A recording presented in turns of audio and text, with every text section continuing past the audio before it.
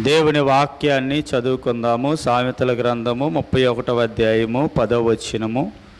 గుణవతి అయిన భార్య దొరుకుట అరుదు, అటిది ముత్యముల కంటే అమూల్యమైనది.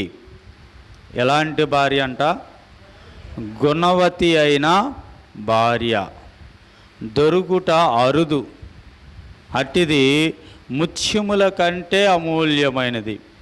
మరి ముత్యములు చాలా విలువైనవి. ఎలా దొరుకుతాయి ముత్యాలు? సముద్రములో ఎక్కడో అడుగు భాగాన ఇక ఆల్చిప్ప అనే ఒక జీవిలో నుండి అది పుట్టుకొచ్చింది. అది ఆల్చిప్ప అనే ఆ జీవి వర్షము పడేటప్పుడు అది పైకొచ్చి ఆ వర్షపు నీటిని తాగుదామని నోరు తెరిచింది.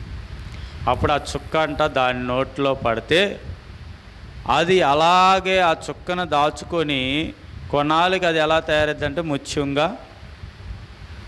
తయారైద్ది.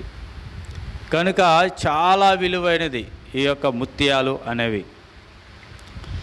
అయితే ఇక్కడ వాక్యమేమో ఇక భార్యలను ఆ ముత్యాలతో పోలుస్తున్నారు.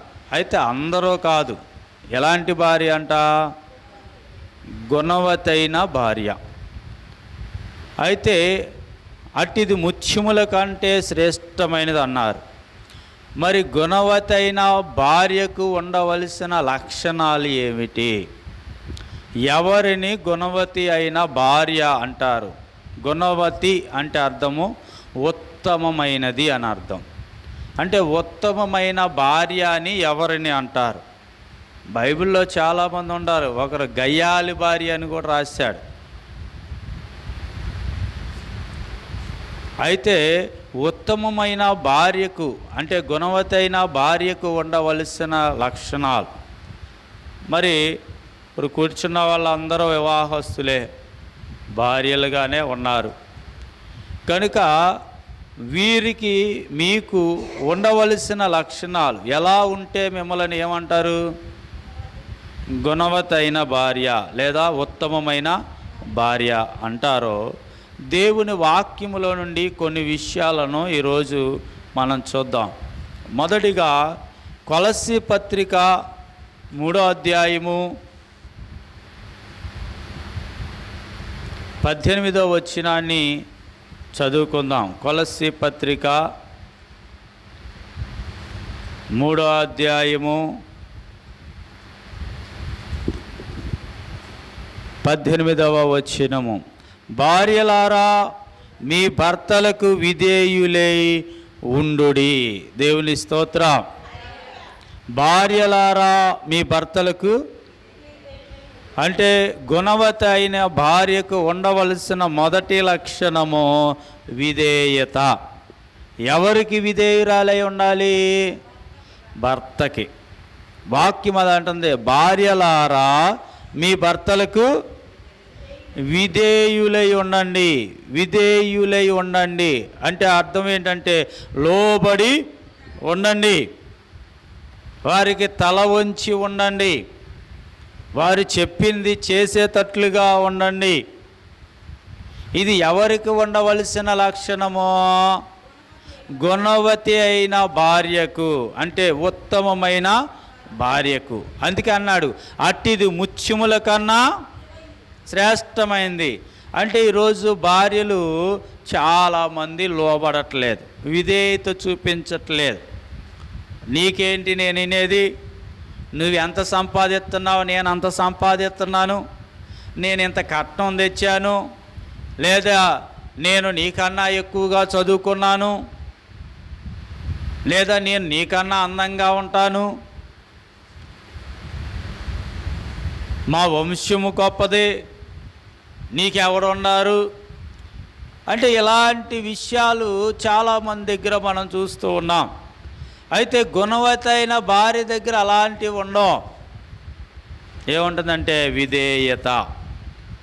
బైబిల్లో చూస్తే శారా అమ్మగారు, మరి మనందరికీ తల్లే శారా తల్లిగారు. మరి శారా గారు అబ్రహాం గారు తన భర్త అయినా ఏమనేదంటే నా యజమానుడా అని పిలిచేదంట. ఏమనేది? నా యజమానుడా. పేతురు పత్రికలో ఈ మాటలు ఉంటాయి, నా యజమానుడా. అంటే ఎంత విధేయత చూపిస్తుంది. యజమానుడు అంటే నేను నీ దాసురాలును, నీ దగ్గర పనిచేసేదానిని మన భాషలో. అంటే ఎంత విధేయత చూపిస్తుందో చూడండి. ఈరోజు నీ విధేయత ఎలాగా ఉంది? నీ భర్తకు లోబడుతున్నావా? దేవుని వాక్యం అంటుంది భర్తలకు విధేయులే ఉండండి, లోబడి ఉండండి. అలా ఉండే లక్షణం ఎవరిలో ఉంటుందంటే ఉత్తమమైన భార్యకు లేదా గుణవతి అయిన భార్యకు ఉండే లక్షణం అది. నీ మాట నీదే, నీ ఆలోచన నీదే, నీ ప్రవర్తన నీదే. ఆయన మాట నువ్వు లెక్కే చేయవంటే నువ్వు గుణవతైన భార్యవా? కొంతమంది అంటారు నేను కాబట్టి ఆయన మాట ఎన్నుకోకుండా చేసా కాబట్టి ఈరోజు ఇలాగ ఉండవండి. ఒకవేళ ఉంటే ఉండొచ్చేమో, కానీ అది శాశ్వతం కాదు. అది శాశ్వతం కాదు. ఎప్పుడైనా భార్య భర్తకు లోబడితేనే ఆ ఇంట్లో సుఖం ఉంటుంది, సంతోషం ఉంటుంది, ఆనందం ఉంటుంది. ఏది ఉన్నా ఏది లేకపోయినా చక్కగా ఉంటారు. ఎంత ఉండా విధేయత లేదనుకో ఏం ఉపయోగం ఉంది? కష్టపడి వచ్చాడు, చెమట వచ్చి పనిచేసి వచ్చాడు, ఇంటికి వచ్చేపాటికి విధేయురాలైన భార్య అమ్మ కొంచెం మంచినీళ్ళు అంటే గబగబా వెళ్ళి మంచినీళ్ళు తెచ్చింది అనుకో, ఆయనకి ఎంత సంతోషంగా ఉంటుంది. అదే అంత ఎండలో కష్టపడి వచ్చినాడు మంచినీళ్ళు ఇమ్మంటే నేను వేరే పనిలో ఉన్నాను, నువ్వే వెళ్ళి తాగు. తాగలేవా మంచినీళ్ళు కూడా? ఈరోజు చాలామంది ఇలాగే మాట్లాడుతున్నారు. మంచినీళ్ళు తాగితే ఏమైపోతావు? నీ చేతులు అరిగిపోతాయా? నీ కండ్లకు అరిగిపోతాయా అంటలేదా ఈరోజు? అంటే ఈరోజు విధేయత లేనివారు, లోబడే మనస్సు లేని వారు మాట్లాడే మాటలు అంటే వారు బైబిల్ దృష్టిలో ఉత్తమ భార్యలు కాదు. ఉత్తమ భార్యలు లేదా గుణవతైన భార్యలు చేసేది ఏంటంటే భర్తకు లోబడతారు, భర్తకు విధేయత కలిగి ఉంటారు. అది గుణవతైన భార్యలో ఉండవలసిన మొదటి లక్షణం. రెండోదిగా చూద్దాం, సామెతల గ్రంథం 31వ అధ్యాయము. సామెతల గ్రంథం 31వ అధ్యాయము 23వ వచనాన్ని చదువుకుందాము. ఆమె పరుపులను సిద్ధపరుచుకొనును, ఆమె బట్టలు సన్నని నార బట్టలు, రక్తవర్ణపు వస్త్రములు. ఆమె పెనిమిటి దేశపు పెద్దలతో కూడా కూర్చుండును, గవిని యొద్ద పేరుగొనిన వాడై ఉండును. అంటే ఇక్కడ ఈ మాటలు ఇంకా పైనుండి మనం చదివితే ఇక్కడ ఒక స్త్రీ వల్ల భర్తకి ఏమొస్తుందంటే ఘనత వస్తుందంట. ఏమొస్తుంది? ఆమె పెనిమిటి దేశపు పెద్దలతో కూడా కూర్చుండును. దేన్ని బట్టి? ఆ భార్యని బట్టి అంట. గవిని యొద్ద పేరుగొనిన వాడై ఉండను. అందరిలో కల్లా పేరు ప్రతిష్టలు కలిగిన వాడే ఉంటారు. అంటే ఉత్తమమైన భార్యకు ఉండవలసిన లక్షణము నిన్ను బట్టి నీ భార్య ఘనపరచబడాలి. నీ భర్త నిన్ను బట్టి ఘనపరచబడాలి, భార్యను బట్టి. కానీ ఈరోజు చూస్తే కొంతమంది భార్యలే భర్తని చులకం చేసేస్తారు, అందరిలో లోకు చేసేస్తాడు. ఆయనదే ఉందండి, ఆయన చేసేదే ఉందండి, ₹1 సంపాదించడం అంతా నా కష్టమే.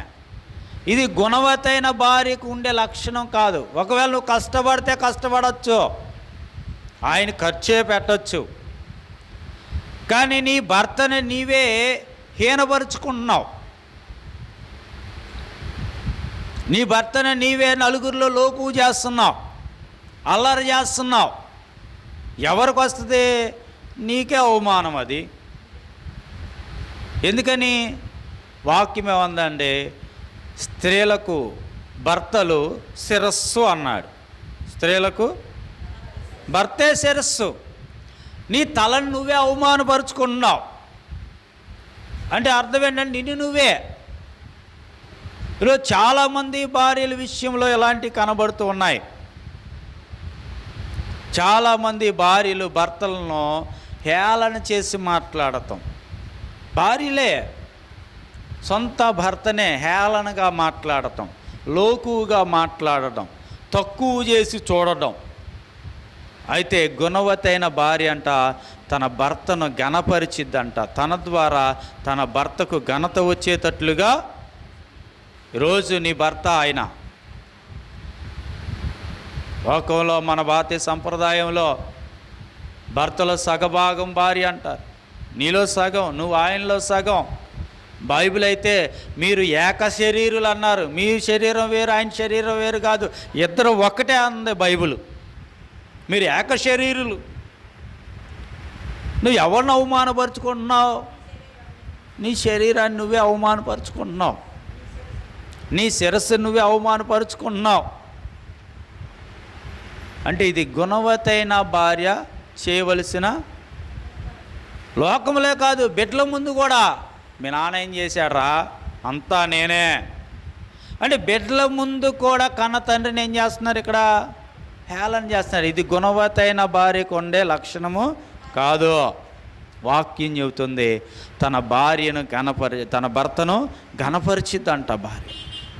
ఈరోజు నువ్వు ఆలోచించు, నువ్వు ఎలాంటి భార్యగా ఉన్నావు. అందుకే వాక్యం అందే గుణవతైన భార్య దొరుకుట అరుదు, అట్టిది ముత్యముల కన్నా చాలా విలువైంది. ముత్యం దొరకదండి. మరి ముత్యాల వేటకు వెళ్తారు, సముద్రంలో కొన్ని కిలోమీటర్ల లోతులోనికి వెళ్తాయి కానీ ఆ ముత్యాలు దొరకవు. అలాగే ఇలాంటి భార్య దొరకటం కూడా అందుకే అరుదు అన్నాడు. చాలా అరుదు, దొరకదు. అది చాలా కొరత. ఈ లక్షణాలు ఉంటలా చాలామందిలో. కనుక భర్తను ఘనపరిచేవారిగా ఉండేవాళ్ళే ఉత్తమమైన భార్య. ఇది రెండవ లక్షణం. మొదటిది ఏంటి? ఏం చేయాలి? భర్తకు విధేయురాలై ఉండాలి. రెండవది భర్తను ఘనపరచాలి. మూడవది చూద్దాం, తీతుకు రాసిన పత్రిక 2వ అధ్యాయము. తీతుకు రాసిన పత్రిక 2వ అధ్యాయము 4వ వచనం.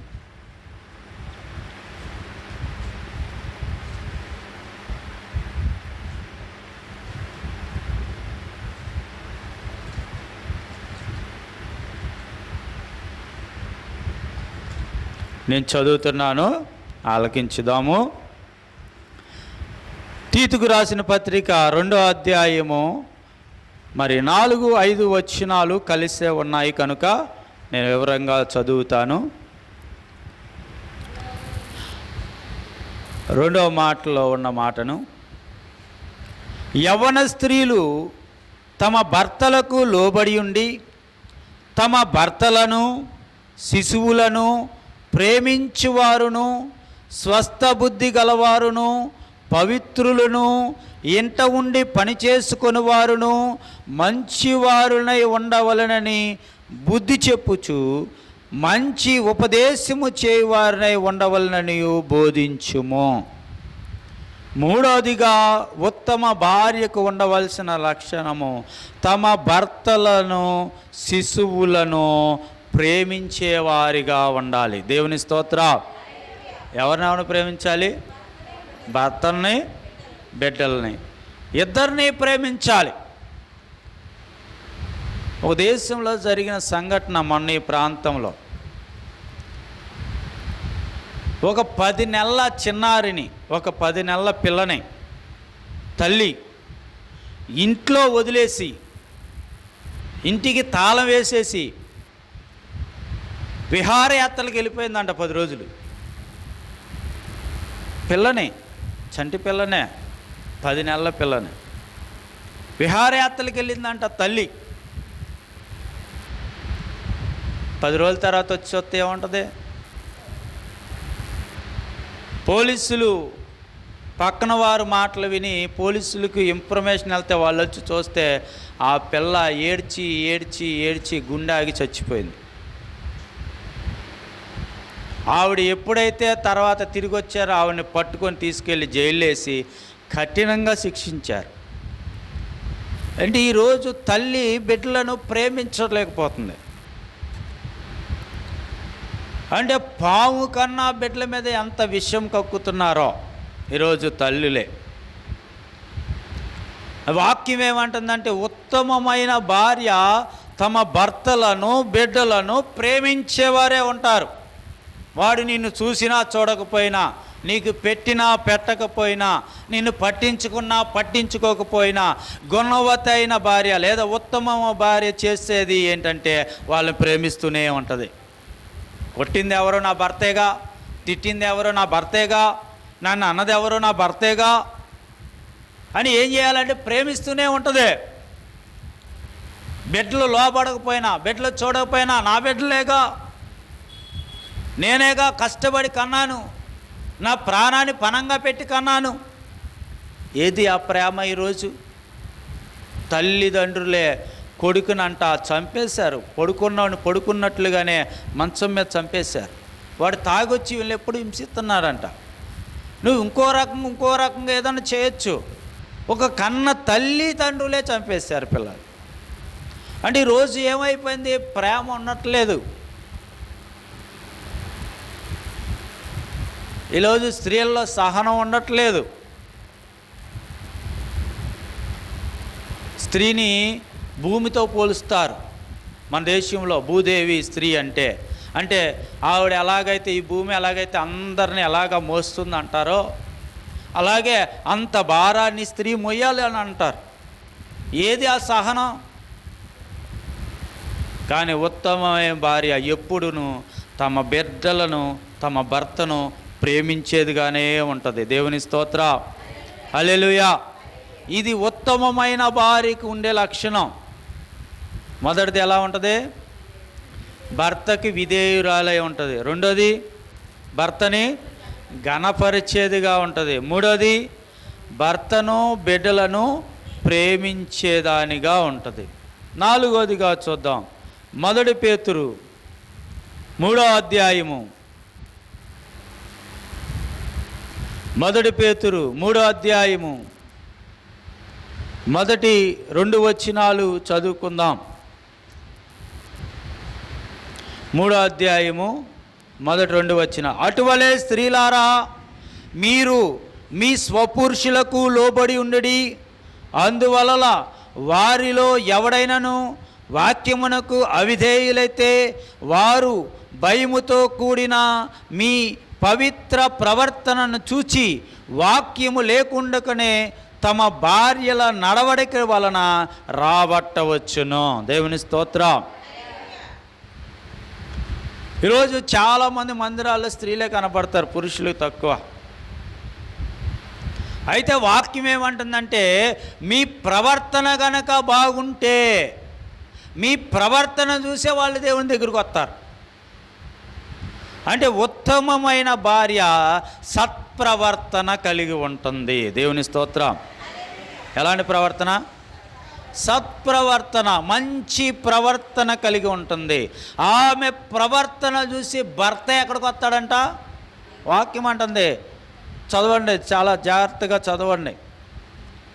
అటువలే స్త్రీలారా, మీరు మీ స్వపురుషులకు లోబడి ఉండుడి.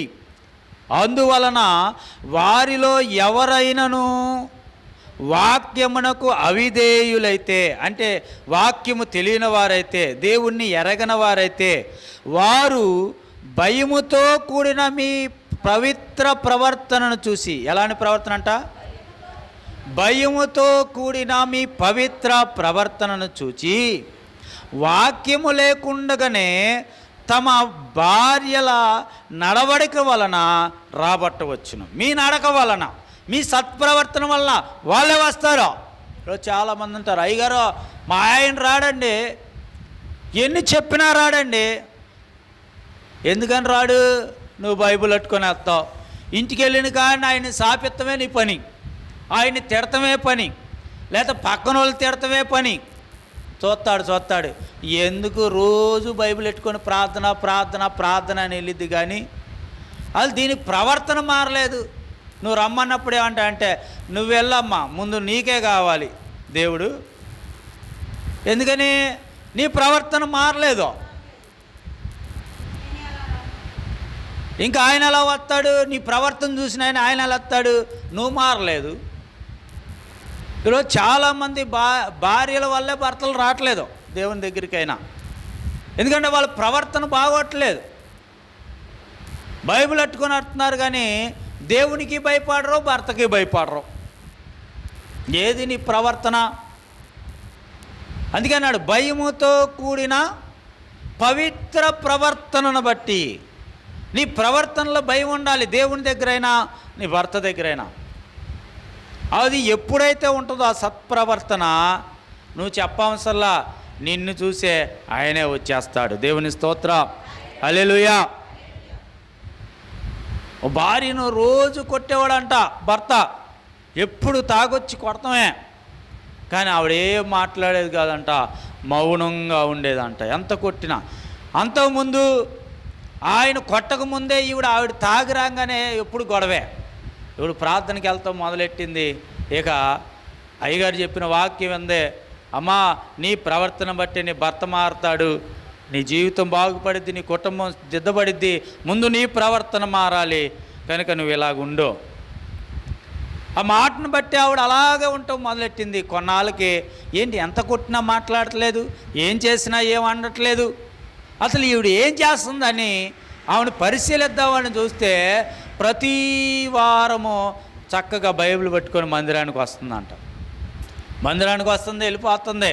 గమనించాడు అసలు అక్కడ ఏం జరుగుతుంది, ఆయన ఏం చెప్తున్నాడు, ఈవిడ ఎందుకని నన్ను ఏం తిట్టట్లేదు, అసలు ఏం చేస్తున్నాడో ఎందామని వచ్చాడంట. ఒకరోజు వచ్చి వెనకాల కూర్చున్నాడంట. ఆ రోజు దైవజనుడు చెప్పిన వాక్యానికి భర్తలు ఎలా ఉండాలో ఆయన చెప్పిన మాటలు విని ఆ మనస్సు మారిపోయింది. ఇదిగో నీ భార్యకు నీ బిడ్డలకు నువ్వు కష్టపడిన కష్టార్జితం నీ భార్యకు నీ బిడ్డలకు పెట్టవలసిన నీవు వారి నోటి కాడ కూడు తీసివేసి తాగుడికి జోజాలకి పోస్తున్నావు, వాళ్ళని ఇలాగ బాధ పెడుతున్నావు అని ఆయన చెప్పిన వాక్యానికి ఆయన మనస్సు మారిపోయింది. ఈరోజు ఏది నీ ప్రవర్తన ఏది? ఎందుకని ఎప్పుడు చెప్తున్నా అండి మా ఆయనకి, కానీ వెళ్ళిన కానుండి నేను గొడవ వేసుకుంటా మా ఆయన మీద. వెళ్ళిన కానుండి ఒకటే పోరు మా ఇంట్లో. ఎలా మారుతాడు మీ ఆయన? ఎలాగొస్తాడు దేవుని దగ్గరికి నీ భర్త? నీ ప్రవర్తన మారలేదు కదా. కనుక వాక్యం అంటుంది, నీవు సత్ప్రవర్తన కలిగి ఉండాలి. అది ఎవరు ఉంటుందంటే ఉత్తమమైన భార్యకు ఉంటుంది. దేవుని స్తోత్రం. ఉత్తమమైన భార్య తన భర్తను మార్చి దేవుని యొద్దకు నడిపించిద్ది. అది ఉత్తమమైన భార్యలో ఉండే లక్షణం. అందుకే అన్నాడు, ఈ ఉత్తమమైన భార్యనే గుణవతి అన్నాడు. కనుక గుణవతైన భార్య దొరుకుట అరుదు, అటిది ముత్యముల కన్నా విలువైనది. నీ ప్రవర్తన ముందు మార్చుకో, అప్పుడు నీ భర్త మారుతాడు. కనుక ఐదోదిగా ఇంకో మాటను చూద్దాము. సామెతల గ్రంథము 31వ అధ్యాయము. సామెతల గ్రంథం 31వ అధ్యాయము 15వ వచనం నుండి 27వ వచనం వరకు ఉన్న ఆ వాక్యాన్ని గనక మనం పరిశీలిస్తే, ఒక గుణవతైన భార్య, ఉత్తమమైన భార్య చేసే పనేంటో చాలా చక్కగా రాశాడు అక్కడ. ఏం చేస్తుందంట ఆవిడ? ఆమె చీకటితోనే లేచి తన ఇంటి వారికి భోజనము. ఎవరు ఈవిడి? ఉత్తమమైన భార్య. ఎప్పుడు లేచిద్దంట? కొందరు తల్లులు ఉన్నారు, 10 అవ్వాలి, 11 అవ్వాలి, కనీసం 8 అన్నా అవ్వాలి. లేగాలంటే ముందే భర్త లేగాలి. కావాలంటే పాల ప్యాకెట్ ఆయనే తెచ్చి పెట్టాలి. ఇంకొంతమంది అయితే టీలు కాఫీలు కూడా కాసి భార్యను లేపేవాళ్ళు ఉన్నారు ఈరోజు. నాకు ఒక ఆయన తెలిసిన ఆయన ఉన్నాడు, ఆవిడ లేకదో ఈయన మటుకి పాపం 3:30కు లెగుస్తాడు. మరి పేరు చెప్పకూడదు కనుక ఓ దైవజనుడే. 3:30కు లెగుస్తాడు. పాపం అరగంట ప్రార్థన చేసుకుంటాడు. అక్కడ నుండి ఏం చేస్తాడంటే ఇంటి పని అంతా చేస్తాడు. మహాతల్లి 8ంటికి లేచిద్ది, 8ంటికి లేచిద్ది. మరి ఇలాంటి వాళ్ళు కూడా ఉన్నారు. మరి ఇల్లైనా ఉత్తమమైన బారులు. ఈవిడేం చేసిద్దంటే ఆమె చీకటితోనే లేచి తన ఇంటి వారికి భోజనము సిద్ధపరచును, తన పనికత్తెలకు భత్యము అంటే ఏంటి? పని. తన దగ్గర ఉన్న పనులకి పని చెప్పిద్దంట. మీరు ఆ పని చేయండి, ఈ పని చేయండి. భర్తను లేపదో. ఆయన అంత కష్టపడుతున్నారు కూసేపు విశ్రాంతి తీసుకొని. ఈవిడే వేకుజాములే లేచి భోజనం ముందు సిద్ధపరిచేసి తర్వాత పనులకి పని అప్పచెంపేసి పొలానికి వెళ్ళి పని చేసిద్దంట. ఇంకా చాలా విషయాలు అక్కడ రాసుకుంటూ వచ్చాడు. అయితే 5వ మాట ఏంటంటే ఈవిడ ఇంటిని గూర్చిన ప్రత్యేక శ్రద్ధ చూపించిద్దంట. దేవుని స్తోత్రం. దేని మీద శ్రద్ధ? తన ఇంటి మీద ప్రత్యేక శ్రద్ధ చూపించింది. తన కుటుంబం మీద ప్రత్యేక శ్రద్ధ చూపించింది. ఈరోజు చాలామంది తమ ఇళ్ళను పట్టించుకోరు. ఇల్లు శుభ్రమే ఉండవు అసలు. మరి ఎన్ని రోజులైతే చీపురేసి తుడిసే కానీ కొన్ని ఇళ్ళకి వెళ్తే ప్రార్థన చేస్తానికి వెళ్తే మంచినీళ్ళు కూడా తాగబుద్ధి కాదు. ఏంటంటే ఇంటిని కూడా పట్టించుకోరు. మరి వాళ్ళకి అంత బిజీ ఎక్కడి నుండి వచ్చిందో. ఇల్లంతా నానా విధాలుగా ఉంటుంది. అయితే ఉత్తమమైన భార్య ఇంటిని గురించి ప్రత్యేక శ్రద్ధ తీసుకుంటుందంట. నా ఇంట్లో పలానా వస్తువు ఇక్కడ ఉండాలి, పలాంది ఇక్కడ ఉండాలి, ఇది ఎంత శుభ్రంగా ఉండాలి, ఇది ఎంత జాగ్రత్తగా ఉండాలి. ఎవరు ఇవన్నీ చేసేది? ఇక్కడ చదివాం కదా, ఆవిడ పొద్దున్నే లేచిపోయి భోజనం సిద్ధపరిచి పనులకు పని చెప్పి తాను పొలానికి వెళ్ళి పని చేసి అవన్నీ చూసుకొని ఇలాగ చేసుకుంటా వస్తుందంట. ఉత్తమమైన భార్య ఇంటిని గురించి జాగ్రత్త తీసుకుంటుంది, ప్రత్యేక శ్రద్ధ తీసుకుంటుంది ఇంటిని గురించి. ఇది ఉత్తమమైన భార్యకు ఉండే లక్షణం అండి. దేవుని స్తోత్రం. హల్లెలూయా. మొదటిది ఏంటి? భర్తకు విధేయురాలై ఉంటుంది. రెండోది భర్తను ఘనపరిచిద్ది. మూడోది భర్తను బిడ్డలను ప్రేమించేదిగా ఉంటుంది. నాలుగోది సత్ప్రవర్తన కలిగి ఉంటుంది. ఐదోది ఇంటిని గురించి ప్రత్యేక శ్రద్ధ చూపించింది. ఆరోది చూడండి దేవుని వాక్యము 1 కొరింథీ పత్రిక 7వ అధ్యాయము. 1 కొరింథీ పత్రిక 7వ అధ్యాయము 34వ వచనం. 1 కొరింథీ పత్రిక 7వ అధ్యాయము 34వ వచనం.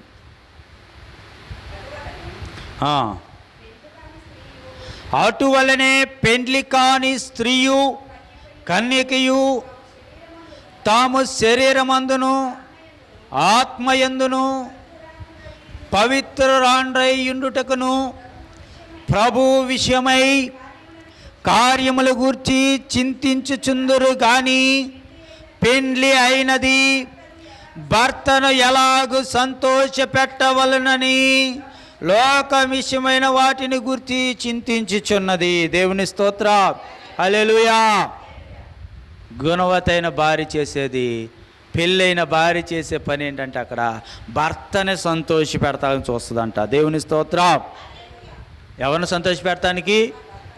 భర్తని సంతోషపెట్టడానికి చూసిద్ది. ఈరోజు దేవుని సేవకునిగా అడుగుతున్నా, నిన్ను బట్టి నీ భర్త దుఃఖిస్తున్నాడా, బాధపడుతున్నాడా, చింతపడుతున్నాడా? నిన్ను బట్టి నీ భర్త సంతోషిస్తున్నాడా? ఈరోజు చాలామంది మరి చూస్తున్నాం, భర్తలు ఎంతమంది ఏడుతున్నారు, భార్యలను బట్టే ఎంతమంది దుఃఖపడుతున్నారో, వేదన పడుతున్నారో. ఈరోజు నిన్ను బట్టి నీ భర్త సంతోషిస్తున్నాడా? అది ఏ విషయంలో అయినా. అక్కడ అన్నాడు శరీర విషయంలో అయినా నా భర్తను సంతోషపెట్టాలి. దేని ద్వారా? తమ శరీరం ద్వారా అయినా నా భర్తను సంతోషపెట్టాలి. ఈరోజు అలాంటిది కూడా చేయలేని వాళ్ళు చాలామంది. ఎందుకంటే భర్తను సంతోషపెడతా చూడట్లా, పరులను సంతోషపెట్టే చూసేవారుగా ఉన్నారు ఈరోజు. అందుకనే ఇంట్లో అలంకరించుకోరు, ఇంట్లో అందంగా తయారవరు. ఎక్కడ? రోడ్ల మీదకి వెళ్ళేటప్పుడు ఇంట్లోనే ఏం వేసుకొని తిరుగుతారు? ఒక గోను సంచి వేసుకొని తిరుగుతారు. ఏంటది? ఓ భక్తుడు ఎలాగన్నాడు, ఇంట్లో మరి ఈరోజు చాలామంది మగవాళ్ళు పాడైపోవడానికి, ఇతరుల వైపు చూడడానికి కారణం ఇదే. నీ అందం నీ భర్తకే సొంతం, నీ సౌందర్యం నీ భర్తకే సొంతం, నీ శరీరము నీ భర్తకే సొంతం. బైబిల్ అంటే దాని ద్వారా నీ భర్తను సంతోషింపచేయి, కానీ పరులను కాదు, ఇతరులను కాదు. అబ్బా నేను ఇంత అందంగా తయారైతే ఆయన చూసి ఎంత సంతోషిస్తారో. సంతోషిస్తాడు కొన్నాళ్ళు, నేను అనుభవించేంతకాలం, తన కోరిక తీర్చుకునేంతకాలం. ఈరోజు చాలామంది అలాంటి స్థితిలోనే ఉన్నారు. చూడండి, చాలామంది ఇంట్లోనేమో చిందరవందరగా ఉంటారు. అసలు ఈవిడేనా అన్నట్టుగా తయారవుతారు బయటికి వెళ్ళేటప్పుడు. అయితే మిమ్మల్ని తయారవ్వదంట్లా, కానీ నీ అందము నీ భర్తకే సొంతం. నీ భర్తకు చూపించిన అందం పరులకు నువ్వు చూపించాల్సిన పని లేదు, అంతగా నువ్వు అలంకరించుకోవాల్సిన పని లేదు. భర్త దగ్గర అలంకరించుకో, నీ సౌందర్యం నీ అందం భర్తకు చూపించు, నీ భర్తను సంతోషపెట్టు. అది ఉత్తమమైన భార్య చేసే పని. ఏం చేస్తుందంటే తన భర్తను సంతోషపెట్టిద్ది. దేవుని స్తోత్రం. ఇంకా ఆఖరిగా 7వ మాట చెప్పి నేను ముగిస్తాను. రూతు గ్రంథము 1వ అధ్యాయము, రూతు గ్రంథం 1వ అధ్యాయము 16వ వచనం. అందుకు రూతు, నా వెంబడి రావద్దనియు నన్ను విడిచిపెట్టమనియు నన్ను బతిమాలు కొనవద్దు, నువ్వు వెళ్ళి చోటనే నేను వచ్చేదను, నీవు నివసించే చోటనే నేను నివసించేదను, నీ జనమే నా జనము, నీ దేవుడే నా దేవుడు. దేవుని స్తోత్రం. ఇక్కడ రూతు తన అత్తతో చెప్తున్న మాట అన్నమాట ఇది. ఇక్కడ నయోమి రూతు కనబడుతున్నారు. నయోమి ఏమో అత్త, రూతేమో కోడలు. అయితే జరిగిన సంఘటన ఏంటంటే ఇద్దరికి భర్తలు లేరు, చనిపోయారు. ఈరోజు చూడండి, ఒక కోడలు తన భర్త కనుక చనిపోయాడంటే అత్తను మామను వదిలిపెట్టేసి పుట్టింటికి వెళ్ళిపోతున్నారు, పట్టించుకోవట్లేదు.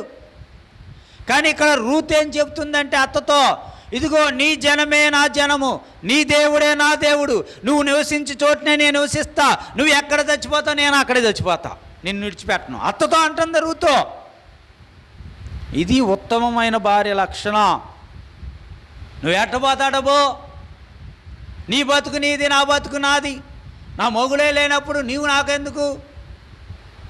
ఈరోజు ఇలాగే మాట్లాడుతున్నారు లోకంలో.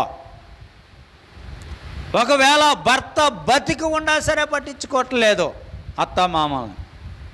వాక్యం ఏం చెబుతుందంటే నీ తరపు వారికన్నా నీ భర్త తరపు వారినే నువ్వు చూసుకోవాలి. పెళ్ళైన తర్వాత నీ తరపు వారిని కాదు నువ్వు చూసుకోవాల్సిందే, నీ భర్త తరపు వారు. ఎందుకంటే వాళ్ళే నీ వాళ్ళేక, నీ అత్త మావే నీ తల్లిదండ్రులు, నీ మరిదే నీ తమ్ముడు అనుకో, నీ మరదలే నీ చెల్లి అనుకో, అదే నీ కుటుంబం. ఇక ఇంకా మా అమ్మ, మా నాన్న, మా నాన్న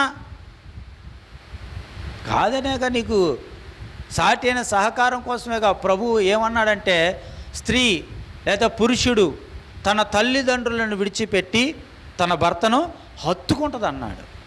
వాళ్ళని విడిచిపెట్టేమన్నాడు. నువ్వు ఇంకా పట్టుకుంటున్నావు. నువ్వు ఎలా ఉత్తమమైన భార్య అవుతావు? ఇంకా నీ ఇంటి గురించే నీ ఆలోచన, వీళ్ళ గురించి ఉండదు. వీళ్ళ తరపు వారిని పట్టించుకో. నువ్వు ఎలాగ ఉత్తమమైన భార్య అవుతావు? ఇక్కడ రూతు అలాగంటలా. ఇగో నా భర్త చనిపోయాడు. రూతు నయోమి అందే, అమ్మా నువ్వు వయసులో ఉన్నావు, ఎలాగో నా కొడుకు చనిపోయాడు కదా, నువ్వు మీ ఇంటికి వెళ్ళిపోయి మీ అమ్మ నాన్న చెప్పినట్టు అవసరమైతే వేరే పెళ్లి చేసుకో. ఒప్పుకోలేదు రూతు, యవనస్తురాలే. కానీ నీతోనే వస్తా నేను. ఆవిడ అన్యురాలు, నయోమి క్రైస్తవురాలు. అయినా ఏమంటుందంటే, ఈ దేవుడు కాదు మేము ఆరాధించే దేవుడు, నువ్వు ఏ దేవుడిని ఆరాధిస్తా ఆ దేవుడినే నేను ఆరాధిస్తా. నీ దేవుడే నా దేవుడు, నీ జనమే నీ జనం అంటే నీ బంధువులే నా బంధువులు. నువ్వు ఎక్కడుంటావు నేను అక్కడే ఉంటా. ఇది ఉత్తమమైన భార్య లక్షణం. ఈరోజు ఎంతమందికి ఉందే, పెళ్ళి అయితమే తల్లిదండ్రులను వదిలే, మీ అమ్మా నాన్నలనే నాతో వచ్చే, మా అమ్మ వాళ్ళ ఇంటికి వచ్చే. ఈరోజు చాలామంది అలాగే ఏం చేస్తున్నారంటే, వాళ్ళ తల్లిదండ్రులు విడిచిపెట్టేసి వీళ్ళు తీసిపోతున్నారు, వాళ్ళ అమ్మా నాన్నలను చూసేటట్టు చేస్తున్నారు. మరి వీళ్ళు ఏమైపోతారు? కనీ పెంచిన వాళ్ళు ఏమైపోతారు? ఈరోజు పట్టించుకోవట్లే. వాళ్ళు ఉత్తమమైన భార్యలా వాక్యం అంటలా అలాగా. ఎవరంటే ఎవరైతే తమ భర్త తరపు వారిని పట్టించుకుంటారో వారే తమ వారు, వారే తమ కుటుంబం అని అనుకుంటారో వారే ఉత్తమమైన భార్య, గుణవతైన భార్య. అందుకే వాక్యం అన్నాడు, గుణవతైన భార్య దొరుకుట అరుదు, అటిది ముత్యముల కన్నా చాలా విలువైంది, వెలకట్టలేనిది. ఎంతమంది ఉన్నారు ఈ లక్షణాలు కలిగిన వారు? వేలలో లెక్క పెట్టవచ్చు, ఇన్ని కోట్ల ప్రజల్లో వేలలో లెక్క పెట్టవచ్చు. అందుకే వాక్యం అందే, అలాంటి వాళ్ళు అరుదు అరుదు అరుదు, దొరకరు, కష్టం, అరుదు. అంటే అలా ఉండట్లేదు. లోకంలో ఒక మాట ఉంటుంది, భర్త విజయానికైనా అపజయానికైనా భార్య కారణం. నీ కుటుంబం పాడైపోయేకైనా, నువ్వు విడిపోతాకైనా, లేకపోతే నీ కుటుంబం ఈరోజు ఈ పరిస్థితిలో ఉంటాకైనా నువ్వే, ఖచ్చితంగా నువ్వే. ఎందుకంటే ఇంటికి దీపం, నీ దీపం వెలగాలన్నా ఆరిపేసుకోవాలన్నా నీ చేతిలోనే ఉంది. కనుక ఉత్తమమైన భార్యకు ఉండే లక్షణాలు ఇవి. ఏంటంటే మొదటిది భర్తకి విధేయురాలే ఉంటుంది. 2 భర్తను ఘనపరిచేదిగా ఉంటుంది. 3 భర్తను బిడ్డలను ప్రేమిస్తుంది. 4 సత్ప్రవర్తనతో భర్తను మార్చుకుంటుంది. 5వది తన ఇంటిని గురించే ఆలోచిస్తుంది. పక్కింటోళ్ళు, ఎదురింటోళ్ళు, వాళ్ళ ఇల్లు బాగుంది, అయ్యా నీ ఇల్లు బాగు చేసుకో, ముందు నీ ఇంటిని గురించి ఆలోచించు. 6వది భర్తను సంతోషపెట్టింది. 7వది భర్త తరపు వారే తనవారని చూసుకుంటుంది. అంతే. ఇది ఉత్తమమైన భార్యకు ఉండవలసిన లక్షణాలు. కనుక ఈరోజు నువ్వు ఉత్తమమైన భార్యవేనా? ఈరోజు నువ్వు గుణవతైన భార్యవేనా? వాక్యం అంటుంది, గుణవతైన భార్య దొరుకుట అరుదు. అలాంటి వారే రేపు దేవుని రాజ్యంలో ఉంటారు. కనుక నీవు కూడా గుణవతురాలుగా ఉండాలని ప్రభు ఆశపడుతున్నారు. అట్టి కృప ప్రభు మీ అందరికి అనుగ్రహించునుగాక.